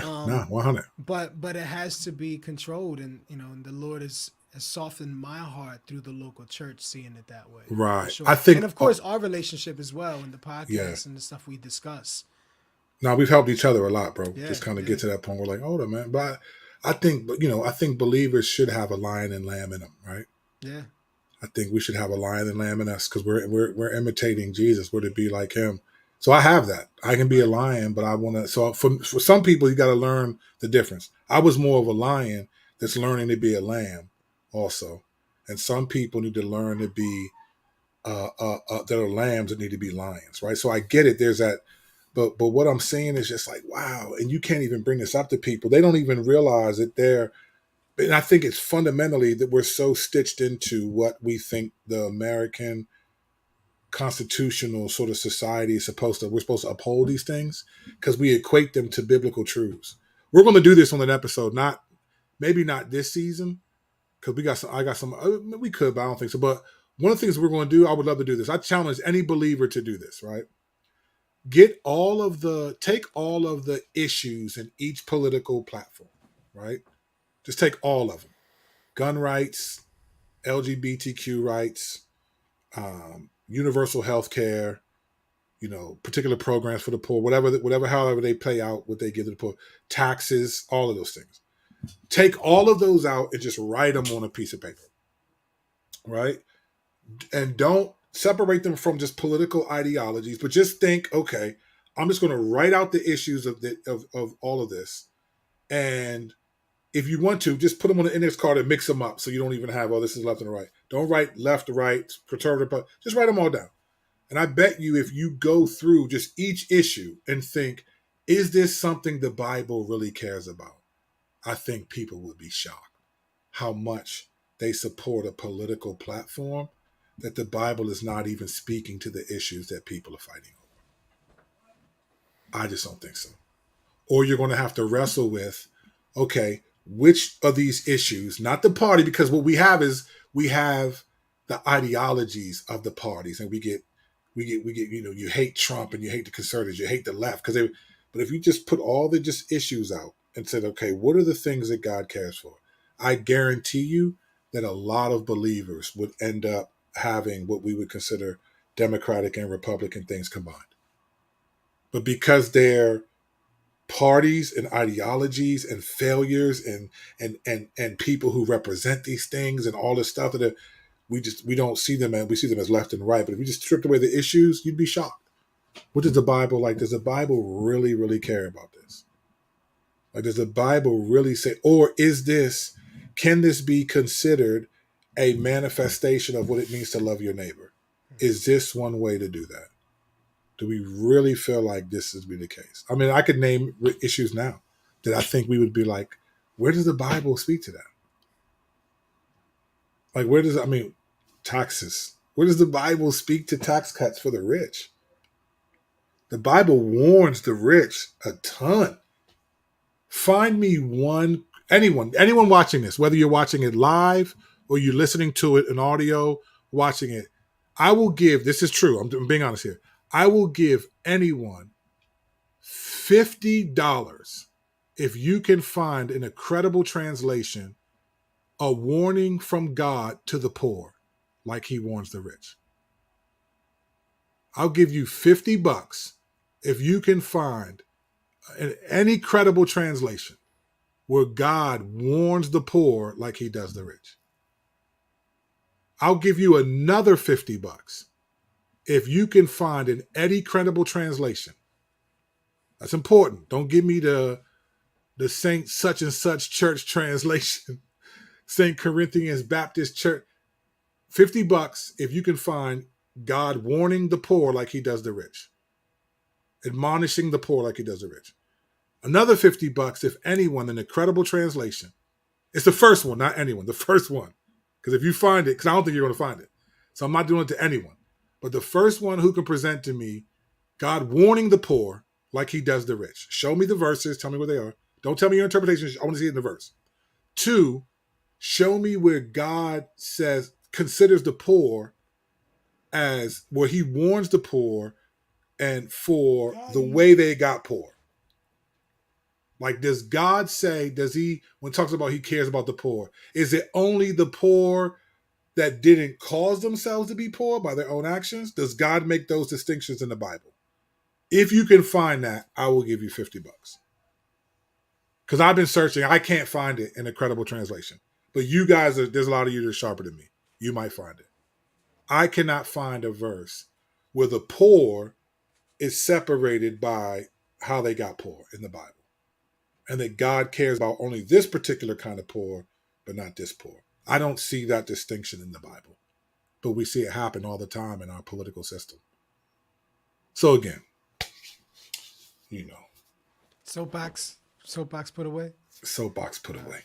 But it connects to it because I think these are social constructs. No, it does. I think the way we talk about these things are more rooted in political things and social constructs in terms of the fruits of the spirit. I don't think we think that way. Loving your neighbor is not a fruit. Is not a social construct. It's a command in the Bible. Yeah, for sure. So anyway, man, listen, we love being with y'all. Thank you for those who were riding with us. Y'all was having a crazy conversation on live. Kira and Brandon was getting it in. So welcome to the Matrix, the philosophy and religion. We appreciate y'all. We got a couple of bangers lined up for y'all. Some good shows. I'm trying to get Maj to ready to come back and talk about all this gun talk. I want to hear him kind of way.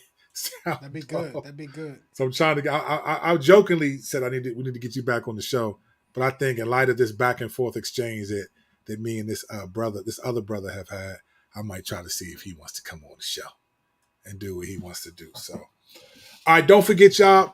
Please continue to thank you for your support. If you're listening, thank you for downloading, listening online. Please share with anyone you think is helpful. Don't forget to go to hishypeman.com and get all the stuff on what's happening with the Wolverine, everything that's going down. Do all of that. You get everything is there. You'll get links to other paintings and stuff. For those of you watching on Facebook or YouTube or watching this later with the painting behind you is ridiculous. This Smack has. He's on that level. That's a real painting that he's finishing up for. I think it's a hospital, right? Yeah. Yep. Ridiculous. So Strack's brush is as crazy as his pen. So you want to get with him. Go to hishypeman.com. Go to KurtKennedy.com. I'm there. I got music. I got all that. Yes. I'm getting ready to drop a new Substack article. I've been faking, but I got like 5 of them in the queue. So I'm getting ready to drop a Substack article entitled "Why Black Lives Matter Was Successful." Like when I say I'm successful in quotations, because I'm not saying they weren't corrupt. I'm not talking about the organization in per se, but I'm talking about the idea of Black Lives Matter. Why was it successful? It was successful, whether you think it was or not, whether you like them or not. You know us, we don't really bang with them in terms of who they were. We had Abraham Hamilton on the show to prove that. But I'm dropping that. That's going to be interesting. That's probably going to challenge some people in the way they think about it, why they actually were successful. So looking forward to that. All right, y'all. We appreciate you. Stay with us. We'll stay with you. Please hit the like button and subscribe to the channel. Thank you again for those of you that hit me on Facebook or text me, Facebook Messenger or on YouTube, thanking us we appreciate that, man. Everyone, there's a million podcasts and a million YouTube channels, and we appreciate each and every one of you that listen to our podcast. Thank you. Look at our channel. There's people that have way better things to say than us. They have way better production in the way they, get their information out. All the things, man. We could be 2 hours of boring information, but there are some of you that stay listening to us and support us, and we thank you for that. Lastly, if you want to support us on Patreon, go to patreon.com/crossexamine. And even if you donate $1 a month, we'll use it.